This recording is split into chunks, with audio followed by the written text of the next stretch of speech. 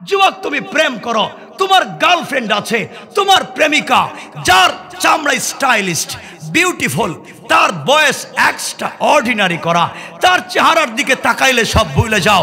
আরে বোকা, তুমি জানো না যেই মেয়ের প্রেমে পড়ে পড়ালেখা বাদ দিয়েছ, যেই মেয়ের প্রেমে পড়ে মা বাবার সঙ্গে খারাপ ব্যবহার শুরু করেছ, যেই মেয়ের প্রেমে পড়ে ইয়াবা ফেন্সিডিল ধরেছ, যেই মেয়ের প্রেমে পড়ে ব্রিটেন আমেরিকার 30 বছরের টাকা তার পিছনে খরচ করেছ, বোকা তুমি জানো না এই মেয়ে যদি আজকে রাত্রে মইরা যায় 32 ঘন্টার ভিতরে তার সুন্দর চামড়া থেকে বের হবে পোকা। কে তোমাকে ধোঁকা দিয়েছে? কে তোমাকে ধোঁকা দিয়েছে? ভাই তোমাকে আরেকটু কাছে থেকে বলি, তুমি যার প্রেমে পড়ে দুনিয়া নষ্ট করে দিয়েছ, মার সঙ্গে খারাপ ব্যবহার করছো, বাপকে তুমি বুইড়া বলে ডাক দিচ্ছ, মাকে 1 টাকার ঔষধ দিতে পারো না। আরে বোকা তুমি শোনো, যেই মেয়ের প্রেমে পড়ে এগুলা করছো, সকালবেলা ঘুম থেকে উঠে ওই মেয়ে যদি তোমার চাইতে টাকাওয়ালা, তোমার চাইতে স্মার্ট আরেকটা যুবককে পেয়ে যায়, হয়তো তোমাকে ভুলে যেতে 1 মিনিটও লাগবে না। আমি কি বোঝাতে পারতেছি? তোমাদেরকে একটা জায়গায় নিয়ে যেতে চাই, তোমাদেরকে রবের পরিচয় দিতে চাই। রব তো তোমাকে কাছে টানতে চায়।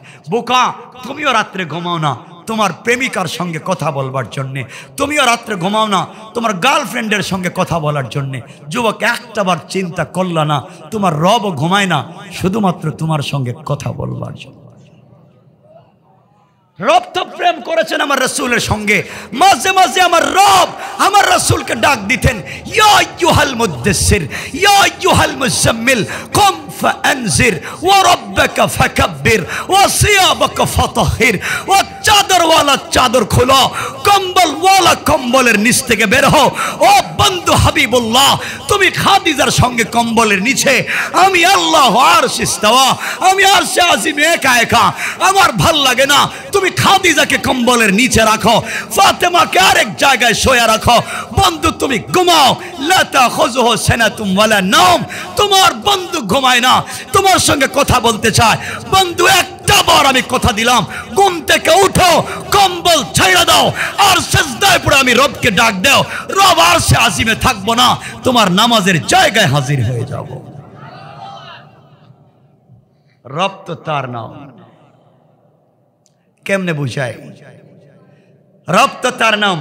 শোনো কিতাবের নাম, হানাফি মযহাবের বড় ইমাম আল্লামা ইমাম আবু বকর জাসসাস আহকামুল কোরআন লিল জাসসাসে তিনি বলছেন, মুসা কালিমুল্লাহ আল্লাহকে জিজ্ঞাসা করলেন, আল্লাহ তুমি তুর পাহাড়ে আমি আসছি, তুমি কি আমার সঙ্গে যে কথা বলতেছো, রব বলো না তুমি কোথায় আর আমি কোথায়?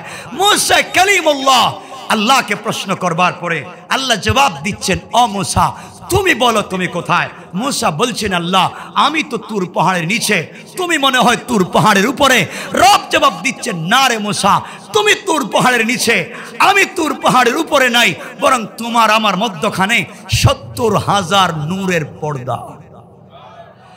মুসা আফসোস করে চোখের পানি ছাড়ছেন। আমাদের তারিখ ইবনে জারির তাবারিতে লিখে, মুসা চোখের পানি ছেড়ে রবকে ডাক দিয়া বলছেন, কালিমুল্লাহ বানাইছেন আমাকে, আপনি এত দূর থেকে কথা বলবেন? রব তুমি কি সামনাসামনি কথা বলবো না, কারো সঙ্গে কি কথা বলবো না? আল্লাহ জবাব দিচ্ছেন, মুসা তাহলে শোনো, কিয়ামতের আগে আমার একদল গুনাহগার গোলাম দুনিয়ার জমিনে আসবে, সকালে গুনাহ করবে, বিকালে তো তওবা করবে। আমার গোলাম যখন গুনাহ করতে করতে ঘুমাতে যাওয়ার আগে একটাবার ঘুম থেকে উঠে আমার দেওয়া জবান দিয়া আমাকে রব আর আল্লাহ বলে ডাক দিবে, আমি আরশে আজিমে তখন থাকবো না, সাথে সাথে তার ঘরের দরজায় হাজির হয়ে যাব। রব তো সে, কেমনে সেই রবকে ভুলে যাও? কেমনে সেই রবকে মনে করো না? যুবক তোমাকে বলছি, তুমি কেন রবকে চিনো না?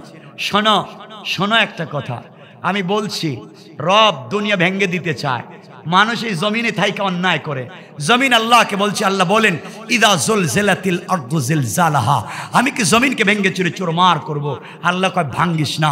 আসমান ডাক দিয়ে বলছে, ইদাস সামাউন শাক্কাত, আমি কি আসমান ভেঙ্গে দিব? আল্লাহ কয় ভাঙ্গিস না। ইসরাফিল কয় সিংহায় ফুঁক দেব, আল্লাহ কয় দিস না। তো সবাই বলছে, রব তোমার খায়া তোমার থাইকা তোমার বিরুদ্ধাচরণ করছে, ওদেরকে বাঁচাইয়া লাভ কি? আল্লাহ বলছেন জানিস না, জানিস না আমার কিছু বান্দার বান্দি বডিতে জোয়ানি আছে, অন্যায় করবার সামর্থ্য আছে, এরপরে গুনাহ না কইরা গভীর রাতে চিসরা খান্দি শাহাদতপুর হাজীগঞ্জের কিছু যুবক আর যুবতী ঘুম থেকে ওইটা সেজদায় গিয়ে যখন পড়ে সুবহান, তখন আল্লাহ ফেরেশতাদেরকে জিজ্ঞাসা করেন, ও ফেরেশতারা, ও ফেরেশতারা, তোমরা বলো আমার গোলাম কি বলেছে, কি বলেছে? আল্লাহ ও বলছে সুবহান, তুমি নাকি পবিত্র, সে নাকি অপবিত্র। আল্লাহ বলুন, ও আমাকে কোনোদিন দেখছে? আল্লাহ না দেখেই বলছে তুমি পবিত্র। ও জীবনে অনেক গুনাহ করেছে, আজ স্বীকার করেছে। আল্লাহ বললেন সাব্বাহতানি, অবশ্যই আমি পবিত্র। গোলাম আমাকে পবিত্র বলিয়ে স্বীকৃতি দেওয়ার কারণে সাব্বাহতুকা, গোলাম তোকে দুনিয়ায় বানালাম পবিত্র, আর আখিরাতে দিলাম বিনা হিসাবে জান্নাত। গোলাম যখন সেজদায় গিয়ে পড়ে আলা, তখন রব জিজ্ঞাসা করে, খিরে আমার গোলাম কি বলছে? ও আল্লাহ, ও বলছে আলা, তুমি বড়, সে ছোট। জীবনে বহুত বড় মনে করেছে, আজ নিজেকে ছোট মনে করেছে। আল্লাহ বলছেন আমাকে না দেখাই তো স্বীকৃতি দিল। হ্যাঁ, আপনাকে না দেখা বলছে। আল্লাহ বলেন আলাইতানি, অবশ্যই আমি বড়। গোলাম আমাকে স্বীকৃতি দিল, আমি আল্লাহ বললাম আলাইতুকা, গোলাম দুনিয়ায় তোকে বানালাম বড়, আর আখিরাতে বহুত নবীর আগে বড় বানাইয়া জান্নাতের ফয়সালা করে দিলাম। আমার কথা কি বোঝা যায়? যুবক, এত যা বলে যে কথা বলতে চাই তুমি, আমি বলবো না। আমি জানি আমাদের এলাকায় এগুলা নাই, ইয়াবা, ফেন্সিডিল, গাঁজা, মদ, এগুলা নাই। এরপরে যদি থাকে আসের এগুলা আল্লাহ জানে, নাই। আমি একটা কথা বলতে চাই যুবক, শোনো, আমি তোমাকে বলবো না যে তুমি সিনেমা হলে যাইও না, আমাকে ওয়াদা দাও আমি আর গান শুনবো না। আমি বলবো না, কারণ আমি যদি বলি গান শুনবা না, আমাকে ওয়াদা দিবা কালকে গিয়ে আবার গান শুনবা। ওয়ালা দিন আলিমান লাহদালা, যারা ওয়াদা দিয়া ওয়াদা ভঙ্গ করে তাদের কোনো ধর্ম নাই। আমি ওয়াদা নিচ্ছি না, আমি তোমাদেরকে একটা মেসেজ দিচ্ছি, একটা ইনফরমেশন দিচ্ছি। অন্য একটা কথা, যুবক, তোমাকে রবের কাছাকাছি নিয়ে যেতে চাই, রবের কাছে নিয়ে যেতে চাই। আমি যদি কলিজা বের করে বুঝাই দিতে পারতাম, রবকে বুঝো, বুঝো কোথায় নিয়ে যেতে চাই, সব বুঝলে যাও। আজকে তোমার কোটি টাকার গাড়ি আছে, তোমার গাড়ি পেট্রোল, তোমার গাড়ি নিশান, তোমার গাড়ি হ্যারিয়ার, তোমার গাড়ি প্রাডো। আজকে তোমার কোটি টাকা দামের গাড়িতে বসা থাকো মোগলা বাজার হাজীগঞ্জে, যখন গাড়ি জেমে পড়ে তখন ভিক্ষুক ভিক্ষার ভাঙ্গা থালা নিয়া হাত বাড়াইয়া বলছে, স্যার আমাকে 5টা টাকা দেন, সাহেব আমাকে 10টা টাকা দেন, আমি প্যারালাইসিস, আমার বাচ্চা অসুস্থ, তুমি টাকা দেও না। 1 কোটি টাকা দামের গাড়ির গ্লাস খোলো না, ভিক্ষুকের হাতে হাত দিলে তোমার হাত অপবিত্র হয়ে যাবে, হাতে ময়লা লেগে যাবে। গ্লাস খুলো না, তোমার গাড়ির ভিতরে ময়লা ঢুকে যাবে। আরে বোকা, তুমি জানো না যে রব তাকে আজকে ভিক্ষার ভাঙ্গা থালা হাতে ধরিয়ে দিয়েছেন, সেই রবই তোমাকে কোটি টাকার গাড়িতে বসিয়েছেন। অহংকার যদি করো, আল্লাহ চাইলে ভিক্ষুকের হাত থেকে ভিক্ষার ভাঙ্গা তালা ফালাইয়া ভিক্ষুককে প্রাইভেটে বসাইয়া তোমাকে আমার হাতে ভিক্ষার ভাঙ্গা থালা ধরাইয়া রাস্তায় নামাইয়া দিতে রবের তো 1 মুহূর্ত দেরি হবে না। কেন? কোরআনে কারীমের 19 নম্বর পারা 25 নম্বর সূরা আল ফুরকানের 63 নম্বর আয়াতে আল্লাহ বলছেন, ওয়া ইবাদুর রহমানিল্লাযীনা ইয়ামশুনা আলাল আরদি হাওনা, যারা আমার গোলাম হবে তারা অহংকার করবে না। ইনশাআল্লাহ, ইনশাআল্লাহ আমরাও করব না। বলেন ইনশাআল্লাহ, সবাই বলেন ইনশাআল্লাহ। দেখবেন আমি কাউকে ছোট করছি না, আল্লাহর ওয়াস্তে। আমাদের এলাকায় এই পুরা বৃহত্তর সিলেটে খবর নেন, আগে অনেক লোকের কোটি কোটি টাকা ছিল, আজ থেকে 70 বছর আগে, 50 বছর আগে।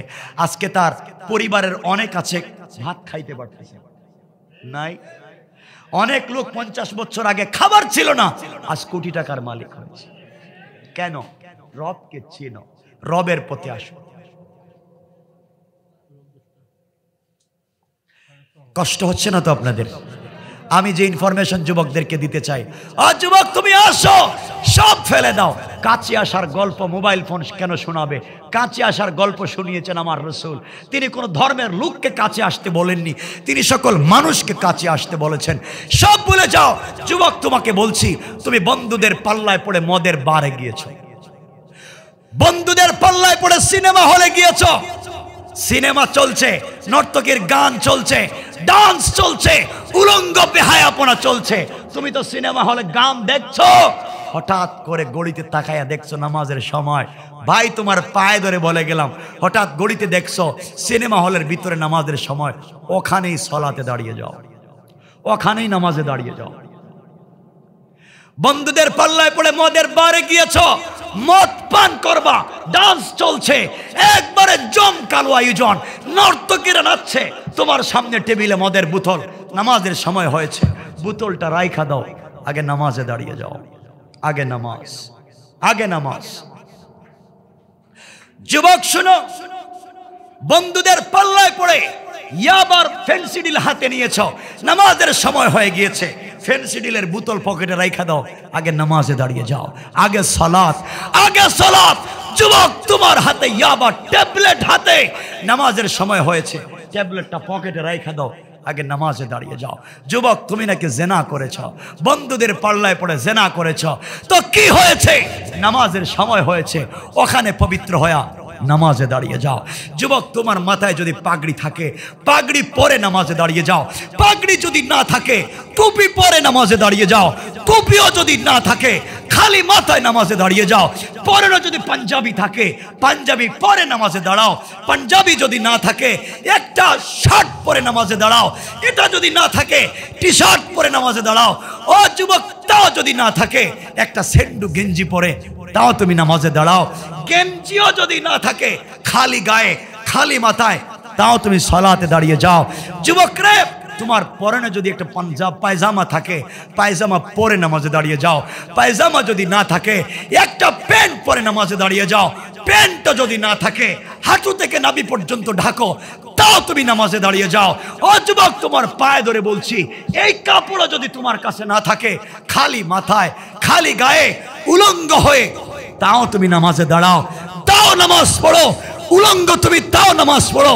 কোথায় আকাশে, কোথায় বাতাসে, কোথায় সাগরে, কোথায় জমিনে, তাও নামাজ পড়ো। যুবক যদি পানির ব্যবস্থা থাকে, পানি দিয়ে ওযু করে নামাজ পড়ো। পানির যদি ব্যবস্থা না থাকে তায়াম্মুম করে নামাজ পড়ো। তায়াম্মুমেরও যদি ব্যবস্থা না থাকে, বিনা ওযুতে বিনা তায়াম্মুমে খালি গায়ে উলঙ্গ হয়ে তাও নামাজের সময় নামাজ পড়ো। আমার বিশ্বাস, আল্লাহ বলেছেন ইন্না সালাতা তানহা আনিল ফাহশাই ওয়াল মুনকার। হয়তো ভাই সালাত তোমাকে আমাকে সকল অশ্লীলতা থেকে বাঁচাইয়া একদিন আল্লাহ পর্যন্ত পৌঁছায়া দিবে ইনশাআল্লাহ। কথা কি বুঝাইতে পারছে? কথা কি বুঝাইতে পারছে? সুতরাং যদি না বুঝেন রবের হুঁশিয়ারি আমার তেলাওয়াতকৃত 70 নম্বর সূরা আল মাআরিজের 15 নম্বর আয়াত থেকে আল্লাহ হুঁশিয়ারি দিয়ে বলছেন, কাল্লা ইন্নাহা লাযা। যদি না শোনো তাহলে কেমনে আগুন দিয়ে জ্বালাবেন? আল্লাহ 8 নম্বর আয়াত থেকে এই কথাগুলো শুরু করেছেন। আমরা সংক্ষেপে সেদিকে যাব। আমার মুসলমান বন্ধুগণ, গভীর মনোযোগ। আল্লাহ রাব্বুল ইজ্জত ওয়াল জালাল এই দুনিয়ার জমিনে আপনাকে আমাকে প্রেরণ করেছেন একমাত্র তার গোলাম হিসাবে দুনিয়ার জমিনে থাকবার জন্যে। আল্লাহ রাব্বুল ইজ্জত ওয়াল জালাল বললেন, দুনিয়ার জমিনে যারা রবকে ঠিক মতো চিনতে পারবে না, অন্যায় করে বেড়াবে, কি শাস্তি দিবেন? যে আয়াত পড়েছি সেই আয়াতের সামন থেকে আল্লাহ বললেন 8 নম্বর আয়াত থেকে, ইয়াউমা তাকুনুস সামাউ কাল মুহল। আল্লাহ রাব্বুল ইজ্জত ওয়াল জালাল বললেন, গোলাম রে, এত কথা বলবার পরে তুমি আমার কথাগুলোকে মানতে পারলে না, বুঝতে পারলে না, সরল পথে আসলে না। গোলাম, তুমি আমার কথাগুলাকে বুঝবে যেই দিন দেখবে আকাশগুলা গলিত তামার মতো ফুটা ফুটা হয়ে পড়ে যায়, ওই দিন তুমি আমার কথা যে সত্যতা বুঝতে পারবে। আল্লাহ বুঝাতে চান যেই দিন কিয়ামত হয়ে যাবে, আকাশগুলা গলিত তামার মতো ফোঁটা ফোঁটা হয়ে জমিনে পড়ে যাবে, ওই দিন বুঝতে পারবেন এই দুনিয়া কেমন ছিল।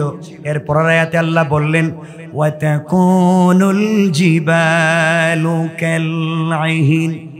আল্লাহ রাব্বুল ইজ্জত ওয়াল জালাল বলে দিলেন, গোলাম রে, যেই দিন পর্বত সমূহ রঙিন সুতার মতো উড়ে যাবে, তোলার মতো উড়ে যাবে, পাহাড় থাকবে না, আসমান থাকবে না, ওই দিন বুঝবে কথাগুলোর কি দরকার।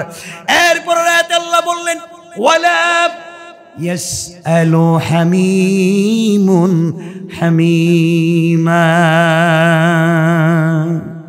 আল্লাহ রাব্বুল ইজ্জত ওয়াল জালাল বুঝাতে চাইলেন, গোলাম রে, তুমি যেই বন্ধুর পাল্লায় পড়ে অন্যায় করেছো, যেই বন্ধুর সঙ্গে চলতে গিয়ে তুমি নাফরমানি করেছো, ও গোলাম, আল্লাহ বলে দিয়েছেন কিয়ামতের দিনে তুমি তোমার কলিজার টুকরা বন্ধুকে পর্যন্ত পাবে না। এরপরে 11 নম্বর আয়াত থেকে আল্লাহ বললেন ইউবাসসারুনহুম ইয়াওয়াদ্দুল মুজরিমু লাও ইয়াফতাদি মিন আযাবি ইয়াউমিইযিন বিবানি। আল্লাহ রাব্বুল ইজ্জত ওয়াল জালাল বললেন, ওই দিন একে অপরকে দেখবে। কিয়ামতের দিনে তুমি আর আমি নিজেকে বাঁচাবার জন্যে, যেই দিন আল্লাহ বলছেন ফি দুনিয়ার জমিনে আল্লাহ রাব্বুল ইজ্জত ওয়াল জালাল ঘোষণা করে দিয়েছেন, ওই দিন যখন দেখবেন আসমান ভেঙে গিয়েছে, পাহাড়গুলা সুতার মতো উড়ে গিয়েছে, আল্লাহ বলছেন ইয়াউমিইযিন বিবানি, ওই দিন তুমি আর আমি আল্লাহর সামনে দাঁড়াবো। আল্লাহ বলবেন, গোলাম রে, দুনিয়ার জমিনে আমার কথাগুলা তোমার বিশ্বাস হয় নাই, আজকে কেমন হলো? গোলাম এবার বলবে, আল্লাহ তাআলা তুমি আমাকে ছেড়ে দাও, বহুত অন্যায় করেছি, আজকের দিনে আমাকে ছেড়ে দাও। আল্লাহ বলবেন, বিনিময় কি করতে চাও? গোলাম বলবে, আল্লাহ তাআলা শুধুমাত্র সন্তানদেরকে লালন পালন করবার জন্যে, ভালো স্কুলে মাদ্রাসায় পড়াবার জন্যে, এদের টিউশন ফি আর স্কুলের বেতন দেওয়ার জন্যে রাত দিন কষ্ট করেছি, ঈদের দিন পর্যন্ত কাজ করেছি, জুমার নামাজ পর্যন্ত যেতে পারি নাই।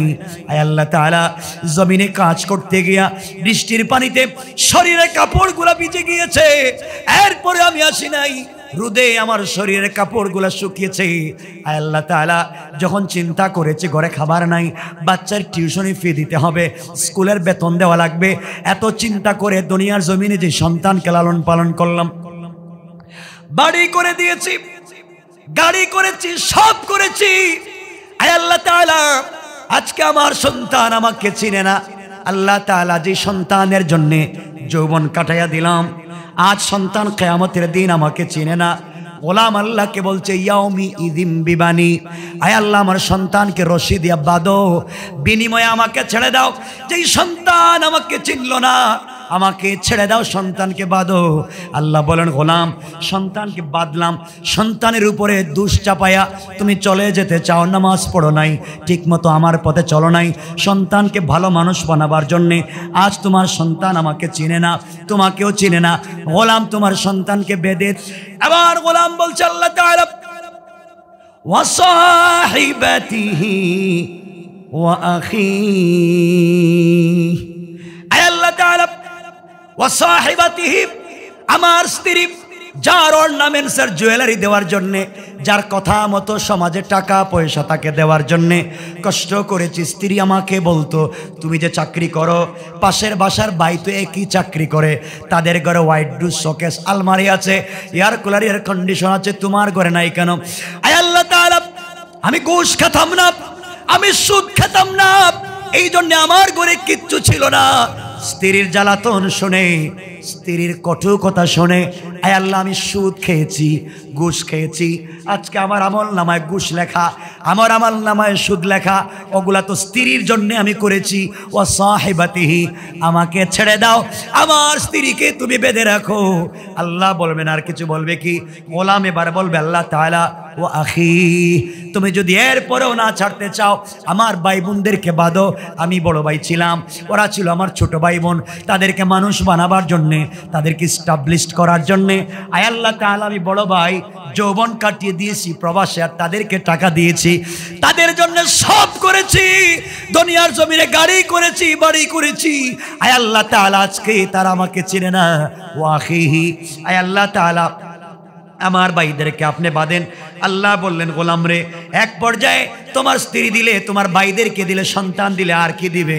এবার গোলাম বলছে ওয়া ফাসিলাতিহিল্লাতি তুআবি।